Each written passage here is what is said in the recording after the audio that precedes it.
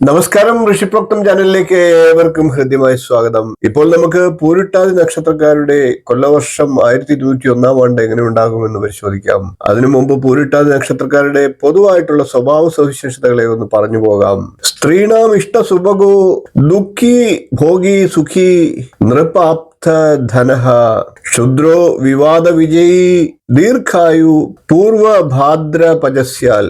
അതായത് പൂരിട്ടാതി നക്ഷത്രത്തിൽ ജനിക്കുന്നവർ സ്ത്രീകൾക്ക് ഇഷ്ടനായിട്ടും സുഭഗനായിട്ടും ഇടവിട്ട് സുഖദുഃഖങ്ങൾ അനുഭവിക്കുന്നവരായിട്ടും ഭോഗസുഖമുള്ളവരായിട്ടും രാജാവിങ്കൽ നിന്ന് ലഭിക്കപ്പെട്ട ധനത്തോടു കൂടിയവരായിട്ടും ദുഷ്ടരായിട്ടും വിവാദത്തിൽ ജയിക്കുന്നവരായിട്ടും ദീർഘായുസുള്ളവരായിട്ടും ഭവിക്കുമെന്നാണ്.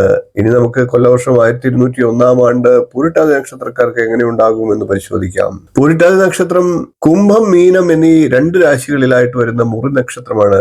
കുംഭക്കൂറിൽ വരുന്നത് 1, 2, 3 എന്നീ പാദങ്ങളാണ്. മീനക്കൂറിലാകട്ടെ 4-ാം പാദം മാത്രമാണ് വരുന്നത്.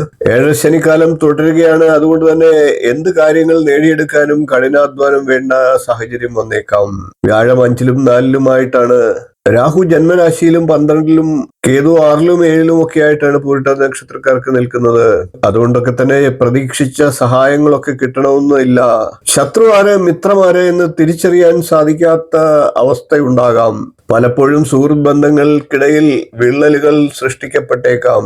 വിദ്യാർത്ഥികളായിട്ടുള്ളവർക്ക് വിദ്യാഭ്യാസ കാര്യത്തിൽ നേട്ടങ്ങൾ ഉണ്ടാകുന്ന സാഹചര്യം ഉണ്ടാകും. ഉദ്യോഗാർത്ഥികളായിട്ടുള്ള പൂരിട്ടാതി നക്ഷത്രക്കാർക്ക് ജോലി കിട്ടാനുള്ള സാഹചര്യമുണ്ട്. മറ്റ് പരാധീനകൾക്കിടയിൽ പൂരിട്ടാതി നക്ഷത്രക്കാർക്ക് ആശ്വാസകരമായിട്ടുള്ള ഒരു കാര്യമാണത്.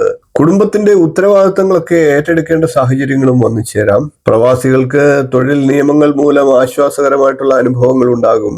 ഭൂമി വാങ്ങുവാനോ വീട് വയ്ക്കുവാനോ ഒക്കെ ശ്രമിക്കുന്ന പൂരിട്ടാതി നക്ഷത്രക്കാർക്ക് അല്പം നിരാശ ഉണ്ടായേക്കാം. ഇക്കാര്യത്തിൽ ഈ പുതുവർഷം കഴിഞ്ഞ് അല്പം കൂടി കാത്തിരിക്കേണ്ടതായിട്ടുള്ള സാഹചര്യങ്ങളും വന്നേക്കാം. പ്രണയബന്ധത്തിലൊക്കെ ഉള്ളവർ അത് വീട്ടുകാരുടെ എതിർപ്പിനെ നേരിടേണ്ട സാഹചര്യങ്ങൾ ഉണ്ടായേക്കാം. മാതാപിതാക്കൾ ആലോചിച്ചുറപ്പിക്കുന്ന ജീവിത പങ്കാളിയെ കണ്ടെത്തി വിവാഹം നടത്താനുള്ള സാഹചര്യങ്ങളും ഏറെയാണ്. പൊതുവെ സാമ്പത്തിക സമ്മർദ്ദത്തിന് അല്പമെങ്കിലും അയവ് ഉണ്ടാകാനും സാധ്യതയുണ്ട്. 7 ശനിക്കാലമാണ്. അതുകൊണ്ട് തന്നെ കഠിനമായി പരിശ്രമിക്കുക. സത്യസന്ധമായിട്ട് ജീവിതത്തെ മുന്നോട്ട് കൊണ്ടുപോകുക. അതിലൂടെ മികച്ച അനുഭവങ്ങൾ നേടിയെടുക്കാനായിട്ട് സാധിക്കും.